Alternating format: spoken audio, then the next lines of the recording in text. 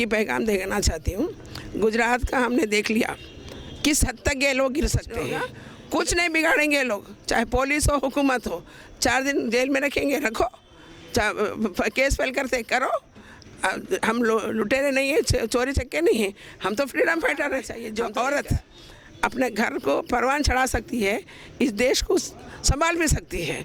और एक दफ़ा औरत 4 दीवार से रोड पे आ जाती है तो कामयाब हुए तक बाहर अंदर नहीं जाती।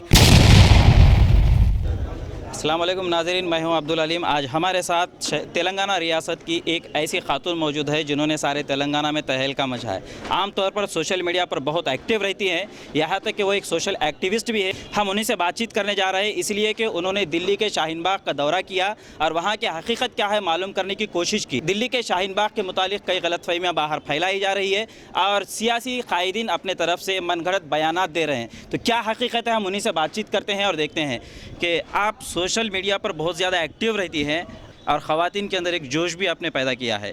तो ये इतनी आपके अंदर इस उम्र के अंदर ये सारी चीज़ें कहाँ से आती? नौजवान बच्चे तो आज सोशल मीडिया पे कुछ अलग एक्टिविटी में। 2 बातें मेरे बात शुरू करने से पहले। एक तो सोशल मीडिया में एक्टिव रहती, मुझे नहीं पता, आप बोल रहे हैं जी। मैं जो मेरे जहन में आता है वो लिख, मैं एक्टिव से मुराद ये ले रहा हूँ कि मतलब हर एक कोई चीज़ का रिएक्ट करते हैं। तो मैं मेरे जहन में जो आता है वो डाल देते। दूसरी बात, अगर विल पावर होता तो कोई एज मैटर नहीं करता हूँ, तो विल पावर है तो एज फैक्टर बिल्कुल नहीं आता इसमें। तो शाहीन बाग के मुतालिक गलतफहमी ये फैलाई गई कि मतलब उन्होंने रोड जाम कर रखा है, पब्लिक को घंटों परेशानियां हो रहे हैं और उनको उठाना चाहिए। कोई केजरीवाल को कहता है, कोई दिल्ली, कोई मरकज़ी हुकूमत पर आवाज़ उठाता है। आप इसके ऊपर सच्चाई आपने वहाँ पर जाके देखिए क्या है? बिल्कुल, दिल्ली में एक शाहीन बाग नहीं है, ऐसा 16 शाहीन बाग है। 8 शाहीन बाग तो हम विजिट करके आए। किसी जगह पे भी कोई पब्लिक प्लेस को रोके नहीं। अब जो मेन शाहीन बाग है वहाँ के दुकानदार खुद जो है ना उनके सप्लाई कर रहे खाना पीना, और उनका एक महीने का जो रेंट वेव ऑफ कर दिए। तो अगर उनको तकलीफ़ होती और उनको परेशानी होती तो वो खुद नहीं हटाते क्या? ये बिल्कुल फेक बातें हैं, ये लोग बदनाम करने वाली बात है। वहाँ औरतें जो ना बड़े सुकून से बैठी है और उनके निगरान का जो मर्द लोग अतराफ से उनकी सर्विस करते बैठ रहे। और ये ख़वातीन का प्रोटेस्ट है कि ये वुमेन प्रोटेस्ट है, ये स्टूडेंट प्रोटेस्ट है। इस दर्ज कराने के लिए शाहीन बाग एक आइकॉन बन चुका है और उससे इंस्पिरेशन लेके मुख्तलिफ जगह लोग अपने एरिया में शाहीन बाग बना रहे। तो वो कैसा गलत हो सकता? ये गलत प्रोपेगेशन है, ये जो आरएसएस के बीजेपी के लोगों का फॉल्स प्रोपेगेंडा है। आप जामिया के भी इलाके के वहाँ पर भी गए होंगे, तो कुछ लड़कियों से आपने वहाँ से बात की होगी जहाँ पर गोली चल रही थी और गुंडागर्दी की हद भी वहाँ पर पार कर दी गई थी, बच्चों को वहाँ पर ज़ख्मी किया गया। तो उनके हालात और उनके मुतालिक आप क्या कहना चाहेंगे? देखिए, जिस वक्त हम गए थे वहाँ जामिया के सामने भी डेली प्रोटेस्ट होता है थोड़ी देर के लिए।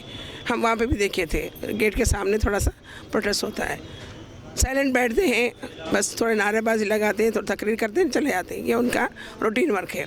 अब रही वहाँ पर लदीदा और आयशा लोगों की जो गोली लगी, मतलब उस वक्त जो मारपीट कर रहे थे, वो लोग बहादुरी से उंगली से पूरे फ़ौज को हटा के रखे।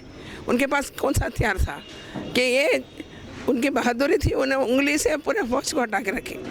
अब उसके बाद जो जामिया में जो राम भक्त गोपाल जो फायर गन लेके आया था, पुलिस बड़े आराम से पीछे ठहरी थी। तो अब यहाँ पे ये हमको समझना ज़रूरी है कि जामिया में हो, जेएनयू में हो, ये इस तरह के गुंडों को कौन स्पॉन्सर कर रहे हैं, कौन इस तरह के दहशतगर्दी करने फैलाने की कोशिश करे।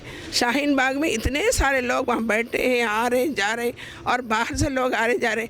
आज तक एक सिंगल वायलेंस नहीं हुआ, सिंगल मॉलेस्टेशन नहीं हुआ, कोई खातून कोई प्रॉब्लम नहीं आई। इसका मतलब जो वायलेंस करने वाले ये है नहीं है, असल करने वाले कोई दूसरे हैं, उनको स्पॉन्सर कर रही है दिल्ली पुलिस। मैं कह सकती हूँ कि हाथ बन के बैठे हैं तो एक्सप्लेनेशन दे हो कि ये इनके स्पॉन्सर्ड लोग हैं जो इतने बड़े आराम के साथ कोई आ जाता है, गोली मारता है, कोई हवा मार देता है, चले जाता है।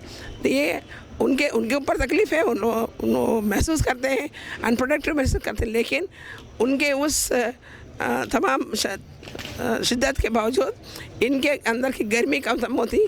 ये गोली चलेंगे तो 10 लोग और आगे आएंगे। तो इस तरह के उस मूवमेंट जो है कि इतना एक्सट्रीम लेवल पे आ रहा है, लोगों के अंदर जज्बात उभरते जा रहे हैं। आपसे आखिरी सवाल ये है कि आप ख़वातीन के लिए क्या पैगाम देना चाहेंगे? जैसे शाहीन बाग की तर्ज पर वहाँ पर ख़वातीन बच्चे अपने छोटे मासूम बच्चों को लेकर एहतजाज कर रही हैं और लोग आज के दौर में बहानेबाजी तराशते हैं कि मतलब किस तरह से जाएँ, क्या करें। तो आप इस उम्र के साथ उन सारे नौजवानों को और साथ में ख़वातीन को क्या पैगाम देना चाहेंगे? मैं एक ही पैगाम देना चाहती हूँ। गुजरात का हमने देख लिया किस हद तक ये लोग गिर सकते हैं, गिरे तो किस हद तक गिरते हैं यह सामने सबने देख लिया। अगर आज हम लोग इस प्रोटेस्ट के लिए अपने मर्ज़ी से अपने घर से नहीं निकलेंगे, ये लोग हमारे घर में घुस के हमको बाहर निकालेंगे। उससे पहले हमको होश में आना चाहिए, अपने राइट्स के लिए जो लड़ने वालों के साथ कंधा मिला कंधा लड़ना चाहिए और फाइट कर कर अपना हक मनवाना चाहिए। अगर नहीं करेंगे तो बाद में पछताने से कुछ नहीं होगा। कुछ नहीं बिगाड़ेंगे लोग, चाहे पुलिस हो हुकूमत हो। 4 दिन जेल में रखेंगे, रखो, केस फाइल करते करो। हम लुटेरे नहीं हैं, चोरी चक्के नहीं हैं, हम तो फ्रीडम फाइटर है। हम तो एक एहतजाज करके हमको प्रोटेस्ट किया, तो हमको शर्माने वाली बात नहीं है, इंसल्ट होने वाली बात नहीं है कि हमको जो है इस वक्त में अपने चार दीवारी घर के काम करके बाहर आना चाहिए। जो औरत अपने घर को परवान चढ़ा सकती है, इस देश को संभाल भी सकती है। और एक दफ़ा औरत 4 दीवारी से रोड पे आ जाती है तो कामयाब हुए तक बाहर अंदर नहीं जाती। तो ये वुमेंस प्रोटेस्ट है, हम करके रहेंगे। हमारे बहनों से मैं गुजारिश करती हूँ, चलो हम सब चलेंगे, रोड में निकलेंगे, चाहे जेल भरो या कुछ और करो। बहुत बहुत शुक्रिया, आपने हमें वक्त दिया है। तो नाजरीन, ये थे तेलंगाना के हैदराबाद शहर में रहने वाले खालिदा परवीन साहिबा। तेलंगाना के अंदर एक मानी जानी शख्सियत है ख़वातीन के अंदर, ख़ासकर ये जहाँ कहीं भी प्रोटेस्ट होता है या जहाँ इंसाफ की बात आती है वो पहुँच जाते हैं, इसलिए कि एक समाजी कारकुन की हैसियत से तेलंगाना में खिदमत अंजाम देते हैं। कैमरामैन मुतीउर रहमान के साथ अब्दुल अलीम, आदिलाबाद।